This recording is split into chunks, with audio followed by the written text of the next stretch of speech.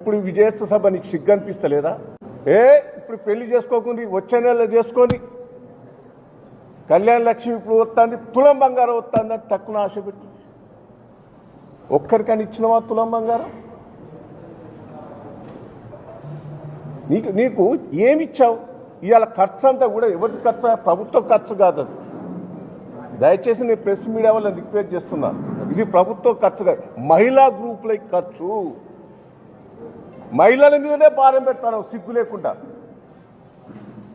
నాకు అన్ని జిల్లా నుంచి ఫోన్లు చేస్తాను సమీక్ష వాళ్ళు, మేమే వెహికల్ పెట్టుకొని రావాలట, మా దాంట్లో ఇచ్చే వెహికల్ నుంచి కిరాయి మీరే పెట్టుకోవాలి, మీ సమీక్ష గ్రూప్ నుంచే పెట్టుకోవాలి అని పీడీడీఆర్డీలు ఐకేపీ వాళ్ళను ఫోర్స్ చేసి ఇలా మహిళా సంఘాలను వాళ్ళ డబ్బులతోటి వాళ్ళు సంపాదించిన డబ్బులతో తీసుకొచ్చి ఇలా మహిళల మీద భారం మోపుతాను. సిగ్గు లేదా నీకు?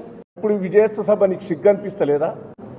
ఇప్పుడు పెళ్లి చేసుకోకుండా వచ్చే నెలలో చేసుకొని కళ్యాణ లక్ష్మి ఇప్పుడు వస్తుంది, తులం బంగారం వస్తుంది అని తక్కువ ఆశ పెట్టి ఒక్కరికని ఇచ్చినవా తులం బంగారం? నీకు ఏమిచ్చావు? ఇవాళ ఖర్చు అంతా కూడా ఎవరి ఖర్చు? ప్రభుత్వ ఖర్చు కాదు అది. దయచేసి నేను ప్రెస్ మీడియా వాళ్ళని రిక్వెస్ట్ చేస్తున్నా, ఇది ప్రభుత్వ ఖర్చు కాదు, మహిళా గ్రూపుల ఖర్చు. మహిళల మీదనే భారం పెడతాను సిగ్గు లేకుండా.